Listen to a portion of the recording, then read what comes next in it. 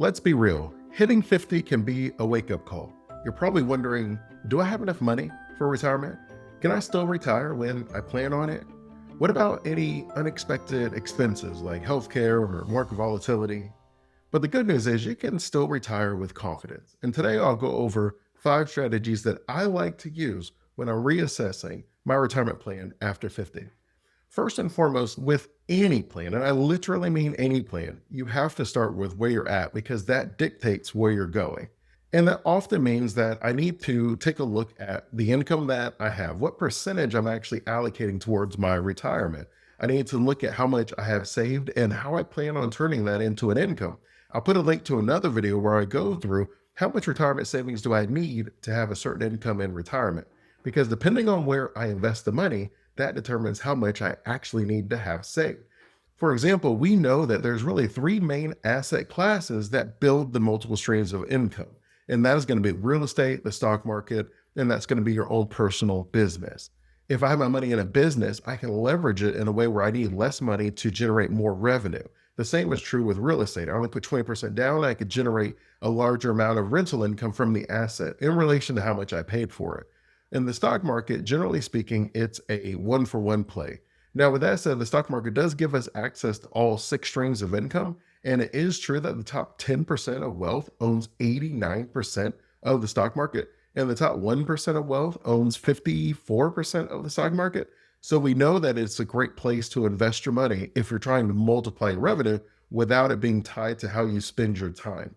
After I take a look at my savings and my income, I'm normally going to start looking at my debt. How efficient is my money being allocated? And that is going to be normally a percentage as well. What percentage of my income goes towards paying off the debt? And this is important because what if we focused on the debt and that then decreased the amount of income that we actually need in retirement? We're able to update our plan in a way, or maybe we don't have to wait 10 years to retire. Maybe we can retire in 10 months. Naturally, getting rid of high interest is going to be a great place to start. But with that said, I've seen it from a behavioral standpoint where just getting rid of debt feels good. For some people, that means that paying off the smaller bills will just feel better. You get a nice quick win, you gamify the experience where you're like, man, boom, I got rid of one card, I got rid of another card. But we're normally going to focus on high interest cards, but the number one goal is to build a sustainable debt elimination plan. And so that means we got to get the wins early, then let's get the wins early. As long as we're not adding on to the debt and we're shifting our assets around in a way that makes sense to eliminate the debt, because depending on what your income streams are, and we'll talk about that a little bit later in this video, if I have a pension, for example, and I get rid of my debt, I might be able to fund my entire retirement just off of the pension. But if I have the debt and I need a large amount of money to maintain my lifestyle, we normally call that our break-even point. How much do I need to pay off all my bills? And then from there, I can spend on the wants and the joys and things like that. That leads us pretty nicely into your retirement goals. Depending on what you want to do with your retirement, so one of the things you should take a look at what your dream retirement looks like. Now, for a lot of people, I find that they've never even thought about what their dream retirement looks like. They just simply know that they don't want to do what they're currently doing. They don't know if they want to travel or go to events or concerts or volunteer or hang out with family. They're just not sure what that perfect retirement looks like for them. And if you don't have any idea, how are we supposed to put a dollar amount to it? Because there's a possibility that your retirement lifestyle might be less than what you're currently spending. And if that's the case, you might be able to retire earlier. But it's equally possible that your retirement lifestyle might be more than what you're currently spending, which means we need to reallocate our money in a way that allows us to be able to achieve all of our retirement dreams. Number 2, when I'm reassessing my plan after 50, I'm normally going to start looking at where my money is allocated. When I'm looking at how my money is allocated, I normally need to look at things like asset allocation, a very fancy way of saying we need to look at where our money is invested and we need to gauge how much risk we're taking on. I can put up example after example after example where the stock market could lose 20, 30, 60% of its value. Well, that is a big hit to take if you're going to retire the next year or two. You just saw in the first quarter when we're going through all of the ups and the downs with the tariffs and the non-tariffs, where we saw people that lost $50,000, $60,000 over a couple of days. But if they were thinking about the time that they're going to retire with the risk that they're willing to take, they might have been able to put an asset allocation together that limits the risk. That even if the stock market loses 50% of its value, I maybe only lost 15% of my portfolio. We need to be very mindful of that balance between safety and growth. And that's why normally I recommend for people the three bucket strategy, because that gives you the ability to have a portion of your money that's allocated just towards my everyday living expenses. That's normally going to be 1 to 2 years. And then I have my middle bucket, my moderate investments, which is normally going to be my bonds, my REITs, and it could be your annuities, anything that's really allocated towards building income. And then my third bucket is focused on growth.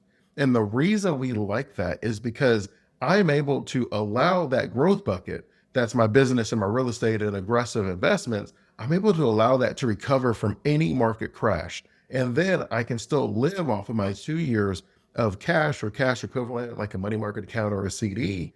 And as long as I do that, I'm in a really good spot to ride that wave. But if I'm not, I at least have that middle moderate bucket where maybe the bond market is doing okay and I'm able to live off my bonds, or maybe I have an annuity or a pension, and I'm able to at least maintain some of my base minimum expenses. So that way I don't have to sell in a down market. I allow my stocks to recover, I allow my real estate value to recover. And as you've seen historically, yes, after a recession, you're going to have usually a time of economic growth because we normally lower interest rates, which makes money very cheap and easy, and it makes investing very easy, right? Just to be honest, but it also makes business owner investing in their ideas very easy. Where if I have money at 1 to 2%, I'm able to invest that money and I only need to have a 5% return to make a profit. Versus the interest rates are 7 to 9%. Well, now I need a 10% return on my investment to make a profit. And that's why normally you see booming economic growth because when interest rates are low, it's very easy for everyone to make money. Normally, when we're talking about our investment strategy, this is normally also where I start looking at my catch up contributions. Your catch up contributions are a very fancy way of saying that there are limits on a lot of these retirement accounts, how much money you can place inside of them. But if I'm over 50, I get additional amounts I can contribute. And so, for example, in your 401k, whether traditional or Roth 401k, you can add $7,500 of contribution income after 50 to 59. We have the new option where if your plan allows it, because it does vary, you can add up to $11,250 from 60 to 63, just as a super catch up contribution. When we're talking about your IRA, we can add an additional $1,000 to our IRA contributions between our Roth IRA and our traditional IRA. I also am able, if you have a simple IRA or a simple 401k, you can add $3,500 to contributions from 50 to 59 and 5,250 from 60 to 63. Even your health savings account, which we'll go into a little bit later when we talk about healthcare planning, you can add an additional $1,000 when you're 55 and older. But keep in mind, it does not allow contributions once you activate your Medicare. Once you roll for Medicare, that's it. Your health savings account and Medicare are not allowed to talk to each other. But when we're looking at our investments, we need to, as you know, look at our risk tolerance, look at our asset allocation, make sure that we're adjusting our investments where we're not just going for broke anymore, because as we get closer to retirement, we don't want to go for broke. The idea is to get rich once and then you don't have to do it again. We don't want to go for broke and possibly have to do it all over again. Number three on our list is I need to update my income plan. So we've been teasing about that a little bit where we talk about your retirement goals and how much that's going to cost. We talk about your investment strategy and how to adjust it as far as a possible withdrawal strategy is allocating your money. But we really do need to sit down and say, hey, how much money do I need for my dream retirement? How much do I need to retire comfortably? How much income do I need based off of my changing dynamics? As life changes, our plan needs to be revisited. And what we're saying is if we're married and we get divorced, we should revisit our plan. If we are now a widow and we're going to have a two-income household, we should revisit our plan. If something happened from a health perspective where our healthcare expenses are a lot more, we should revisit our plan. Not to mention if I plan on moving or downsizing, all of these things should be a part of that income plan. And so sometimes what people will look at and what we commonly talk about is, hey, should I be taking Social Security at 62, 67, or 70? And maximizing Social Security is a portion of that. But your income plan also considers your pension. Should I have it based on my single life, which will give me the largest amount out? Should it be based on a joint life with my spouse where you have a smaller amount? Or should it be based on something that we call period certain, just a certain amount of time, where it's 10 years, maybe 20 years, where someone receives a payment no matter what, right? Like these are all part of those decisions when we're talking about the income that we're going to have. And then we really need to determine, is there a gap from where I'm at to where I want to be? And if there is a gap, then normally there's three choices that we have. We can either retire later, where we have less of money that we need because every year that we work is one less year that my retirement savings needs to fund my retirement. Or do I focus on debt elimination, where I lower the amount of income that I actually need to fund my retirement? Maybe I make some changes where I move to a lower cost of living state, I downsize my house. All of these things will be in that consideration for, do I lower my expenses? And then the third one is, I just increase my contributions. I just get more income. We either retire later, we lower our expenses, or we increase our contributions. I increase the income that I need. Where maybe I'm saving 20% of my salary, but as my kids leave and my expenses get lower, I can save 40% of my salary, where I don't allow my lifestyle creep to happen. Now, there are some that will say, well, look, Dre, I don't know how long I'm going to have when I retire. I want to live right now. And I'm fine with that because it's your life, it's your retirement, whatever your dream is. That there are people who retire and they take almost a sabbatical where they retire, they live that life for 5 years, and then they come back, or they stay working, but they lower their hours and then they take these trips every weekend. Or however they end up deciding to mix it, they start living their retirement life in their 50s, knowing that they're going to be working later on.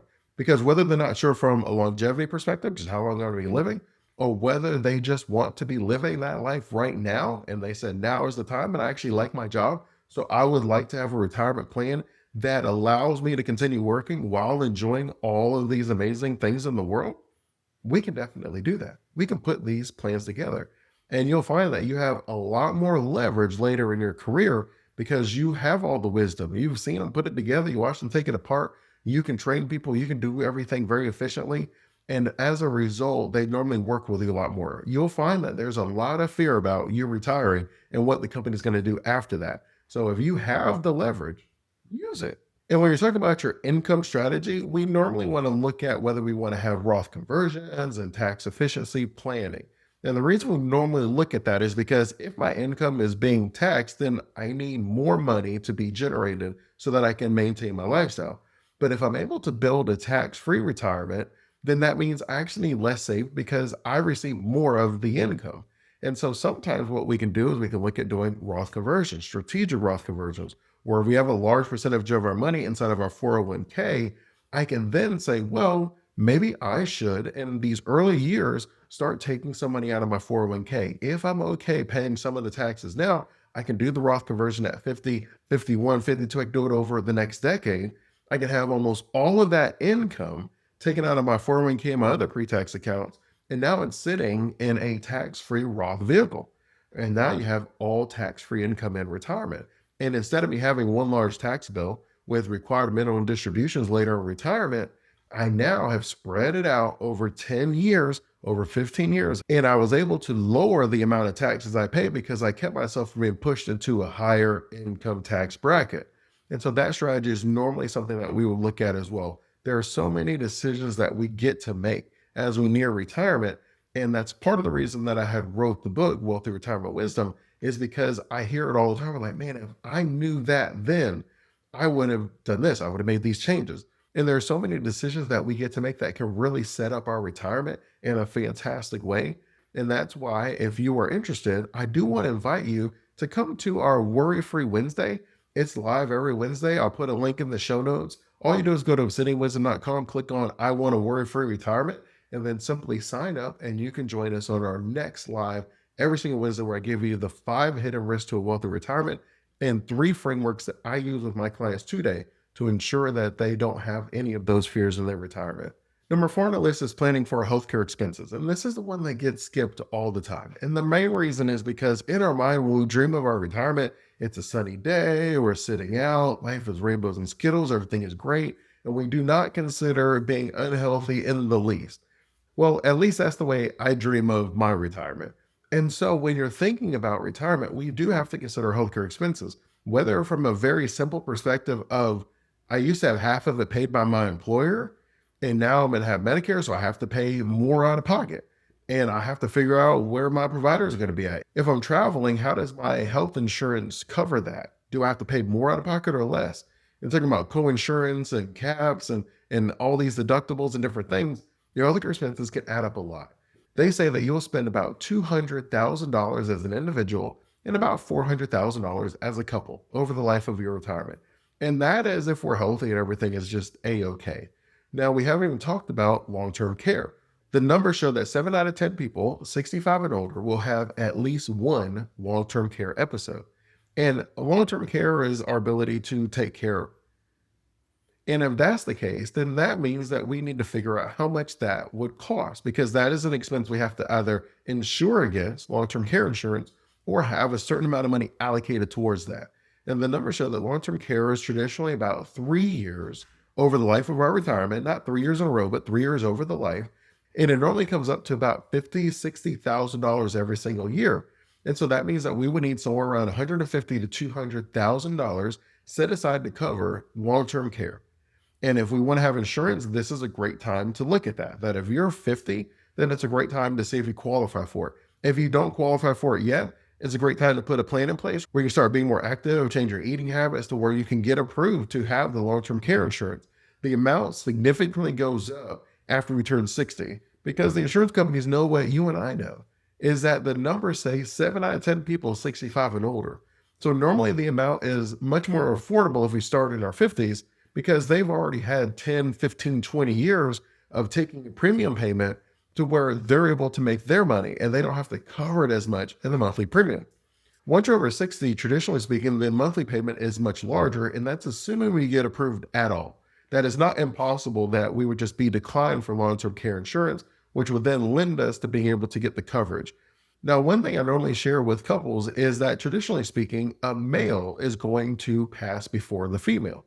And a lot of times the female is the one taking care of the male. And so she ends up exerting a lot of energy to take care of the male. And then when he passes, there's really no one to take care of her. And she's drained a lot emotionally and physically. And that's why I end up seeing a lot of times couples pass together. Now, I'm not saying that it's not impossible that it's a broken heart is why they pass, because that's a thing. But I am saying that it's also because it's very physically draining on them too, that we need to consider whether having a small long-term care policy to either insure the wife so that she's okay once her spouse passes, or to at least give her 1 or 2 days off every week. So that way she can have a break from taking care of her husband, right? Like either way, there is a way to put a long-term care policy in place where we don't need to have the $150,000, $200,000 if it's not in the budget, but we can still have something that gives our wife or our children, if they're helping us, 1 day off a week if they're doing it by themselves. Now, ideally, we could put the plan and strategy in place to where we're able to mitigate a lot of these risks. We have some money set aside. We have our family coordinate where everybody helps out a little bit, where we can have a home health aide person come just 1 day a week. I think they make like $30 an hour or something like that. So you can pay them to come for a couple hours every so often.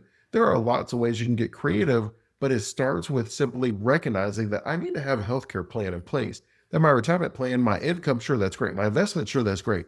But what about my healthcare? How am I going to handle my healthcare? How do I make sure that my body's okay to enjoy all that my retirement dreams are? And when you're talking about investing the money for your healthcare, there's really no better option than a health savings account, at least in my opinion. When you look at a health savings account, you put the money in tax deductible, which means the money does not count as income today when you place the money in your health savings account. The money grows tax deferred.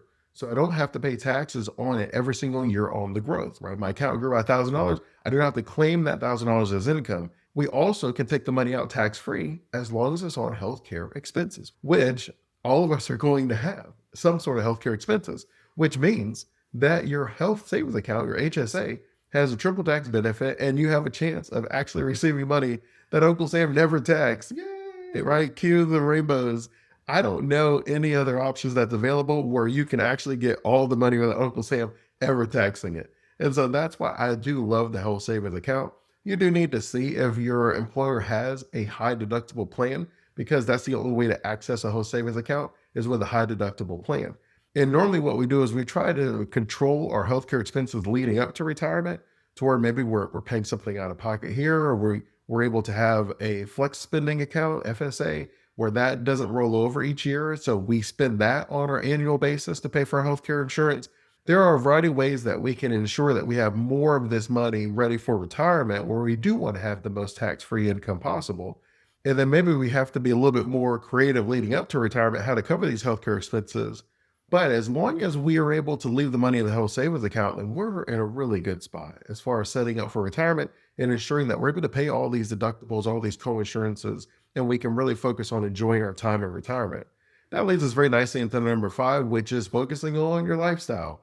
When you're talking about lifestyles, you guys know I'm a goal-based planner. I'm big on understanding what you want to do with your time. In the book Happiness by Design, it says that your happiness is tied to how you spend your time, whether you spend your time on things of purpose or whether you spend your time on things of pleasure, and that we need to have a certain balance. There are things in your life that are just pleasure and they give you a short term benefit, right? Like me eating a donut. I feel great short term, but it doesn't give me purpose because I want to be healthy for my family and my children. I want to be able to do all these amazing things. So that is a little bit more on the purpose side. And so as a result, if I spend all my time on pleasure, eating donuts, I'm sacrificing my purpose and then I don't feel happy anymore. But if we're able to balance the two, or what I would say is if you're able to have things that bring you pleasure and purpose, then you really maximize your happiness, right? For example, if I want to be healthy and I want to spend time with my family, then maybe we go to the park and we play kickball. That is something that brings me pleasure and purpose. I'm being healthy because I want to spend time with my family. Having a business brings me pleasure and purpose.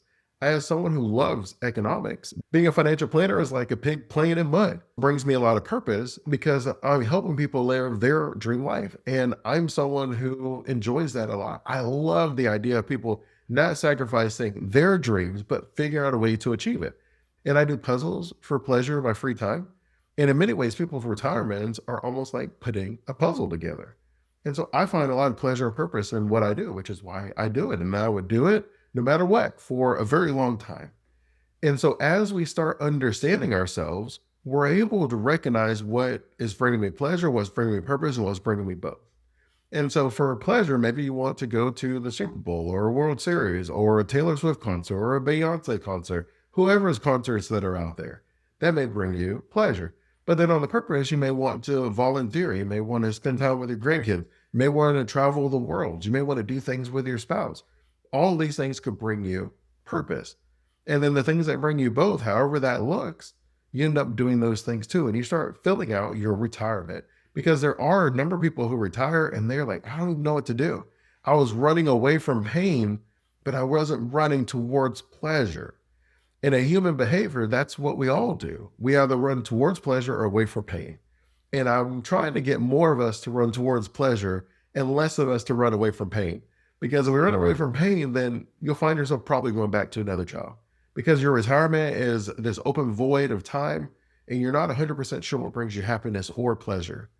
But if you're able to spend time understanding things that you want to contribute to in spirituality and your finances and your career and your talents and your leisure and family and friends, if you start putting this, what I call the beginning of happiness, and you start putting these categories in context, and then you build your retirement lifestyle based off of that, I find that most people are super happy in retirement. And so when you're over 50, the reason we normally reevaluate your goals is because as we get older, our goals change. Things that we want to do change. Things that we're excited by change. And if we've never spent any time updating our goals, we may think that we want to travel, but maybe we got tired of traveling and we need to update our goals. Maybe we thought we wanted to visit family, but at the same time, we also wanted to move to another country, which may make that a little bit harder. And so now we have to figure out which goal is our priority, or how can we adjust our plan to do both? Maybe the family gets together in the summer for a month when they come and travel out and they live with you in this other country. But we need to put the plan in place and see how we can make it work with all these moving pieces. And that's why I like spending a lot of time on goals. What is it that we're trying to accomplish? We don't want to just take a swim in a tub full of money like Scrooge McDuck. We want to be able to do something with our time. And what is that? And let's spend time talking about that. And then we'll take the goals, normally 20 to 50 of them will be fine. And then all we're going to do is every time we check one off, just add another one based on your new life experiences. And then separate them into short-term goals, medium-term goals, and long-term goals. Knowing short-term is things that we can do in the next 12 months. Medium-term is normally going to be things that take 3 to 5 years. And then our long-term is going to be normally things that take 8+ years. And then we will put a retirement plan together that allows us to accomplish all of the goals, or at least as many as we possibly can. As you can see, retirement planning is not a one-size-fits-all. It's not a set it and forget it. It is a living, breathing document. It is something that we visit and we revisit. And especially as life happens and circumstances change, we need to take a look at our plan. And as long as we do that, we can adjust it with us and we're able to make sure that we're always on course, that we're never veering too far to the right or too far to the left, but we're always on track. We can adjust that autopilot as we see fit. We can adjust our investment strategies. We can adjust our goals. We can adjust our lifestyle. We can adjust our contributions. But it comes down to us having a plan and revisiting that plan. And as long as you do that, whether you're 30, 40, 50, 60, 100 years old, you'll always have a wealthy retirement. Until next time, stay safe and enjoy life.